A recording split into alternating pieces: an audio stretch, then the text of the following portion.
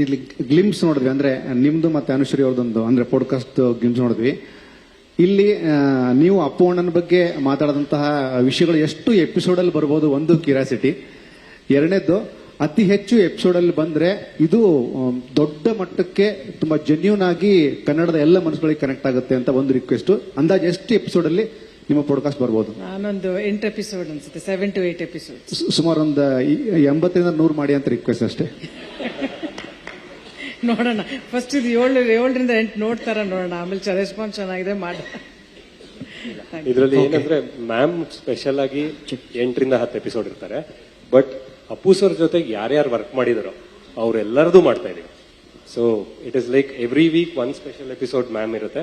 ಅದಾದ್ಮೇಲೆ ಪ್ರತಿ ವಾರದಲ್ಲಿ ಯಾರ್ಯಾರು ಕೆಲಸ ಮಾಡಿದಾರೆ, ಯೋಗರಾಜ್ ಭಟ್ ಸರ್ ಆಗಿರ್ಬೋದು, ಗುರು ಕಿರಣ್ ಅವರಾಗಿರ್ಬೋದು, ಈ ತರ ಯಾರ್ಯಾರು ಕೆಲಸ ಮಾಡಿದಾರೋ ಅವ್ರದ್ದೆಲ್ಲರದು ಪಾಡ್ಕಾಸ್ಟ್ ಮಾಡ್ತಾ ಇದೀವಿ ನಾವು.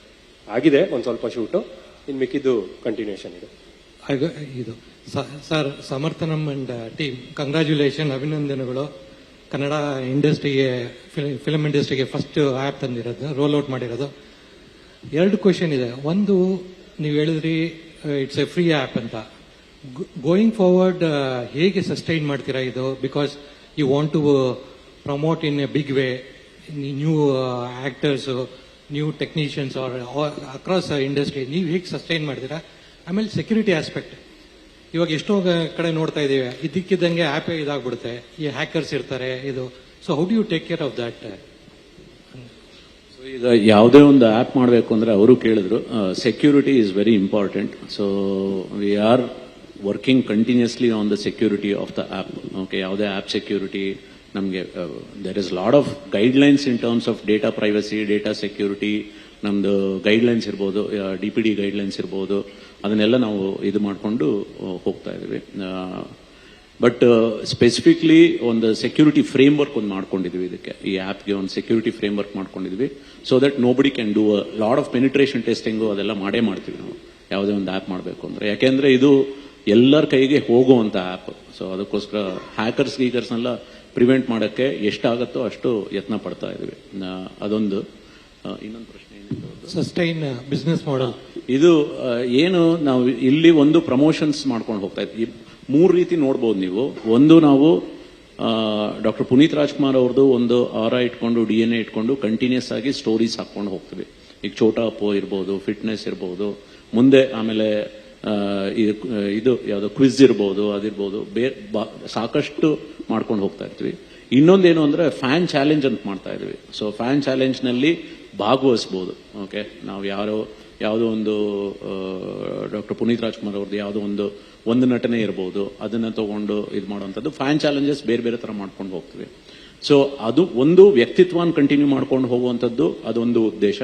ಅದಕ್ಕೆ ಕಂಟೆಂಟ್ ಟೀಮು, ಎಲ್ಲ ಟೀಮ್ಗಳು ವರ್ಕ್ ಮಾಡ್ತಾ ಇರುತ್ತೆ, ಐಡಿಯೇಟ್ ಮಾಡ್ತಾ ಇರುತ್ತೆ. ಓಕೆ, ಇಷ್ಟೇ ವ್ಯಕ್ತಿತ್ವದ ಇಷ್ಟೇ ಅಲ್ಲ. ಈಗ ನಾವು 1 ವರ್ಷದಲ್ಲಿ ಪ್ಲಸ್ ಇಷ್ಟು ವರ್ಕ್ ನಲ್ಲಿ ಎಷ್ಟು ಮಾಡ್ಬೋದು ಅಷ್ಟು ಮಾಡ್ಕೊಂಡು ಹೋಗಿರೋದು. ಮುಂದೆ ಅದನ್ನ ಬೆಳೆಸ್ಕೊಂಡೇ ಹೋಗ್ಬೇಕು, ಅದು ಒಂದು. ಮತ್ತು ಇಂಪಾರ್ಟೆಂಟ್ ಆಗಿ ಏನು ಅಂದ್ರೆ, ಈಗ ಎಲ್ಲ ಕನ್ನಡಿಗರು ಅದರಲ್ಲಿ ಇರಬೇಕು. ಆ ಕನ್ನಡಿಗರು ಈ ಪ್ರಮೋಷನ್ಗಳು ನೋಡ್ತಾ ಇರಬೇಕು. ಇದರಲ್ಲಿ ಮುಂದೆ ಪ್ರಮೋಷನ್ ಜೊತೆಗೆ ನಾವು ಟಿಕೆಟಿಂಗು ಯೋಚನೆ ಮಾಡ್ತಾ ಇದೀವಿ. ಒಂದಲ್ಲ ಒಂದು ಆಡ್ ಮಾಡ್ಕೊಂಡು ಹೋಗುವಂತ ಒಂದು ಉದ್ದೇಶ ಇದೆ. ಆಮೇಲೆ ಮುಖ್ಯವಾಗಿ ಏನು ಅಂದ್ರೆ, ಈಗ ಫಾರ್ ಎಕ್ಸಾಂಪಲ್ ನಾನು ಒಂದು ಆರ್ಟಿಸ್ಟ್ ಆಗಿ ನಾನು ನನ್ನೊಂದು ಪ್ರೊಫೈಲ್ ಅಪ್ಲೋಡ್ ಮಾಡ್ಕೊಳ್ತೀನಿ ಅಂತ ಇಟ್ಕೊಳ್ಳಿ. ಅಡ್ಮೈರರ್ಸ್ ಅವ್ರು ಸಹ ನೋಡ್ಬಿಟ್ಟು ಈ ಮನುಷ್ಯ ಓಕೆ ನಟನೆ ಒಳ್ಳೇದಾ ಇದಾ. ಈಗ ಇನ್ಸ್ಟಾಗ್ರಾಮ್ ನಲ್ಲಿ ಬರೀ ಲೈಕ್ಸ್ ಬರುತ್ತೆ. ಓಕೆ, ಯಾರ್ಯಾರಿಗೋ ಯಾವ್ದ್ಯಾವ್ದೋ ಲೈಕ್ಸ್ ಬರುತ್ತೆ.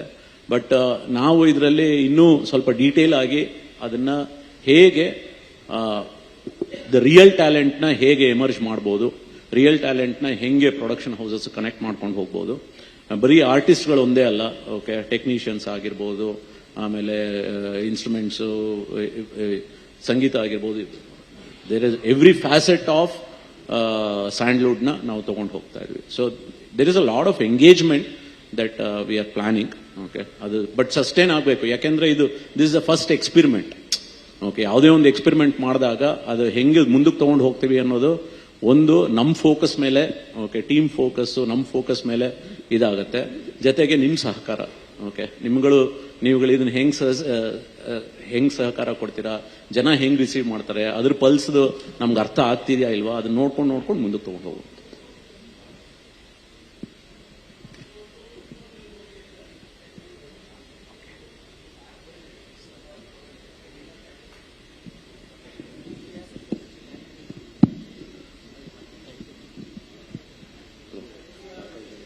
Hello, firstly congrats sir.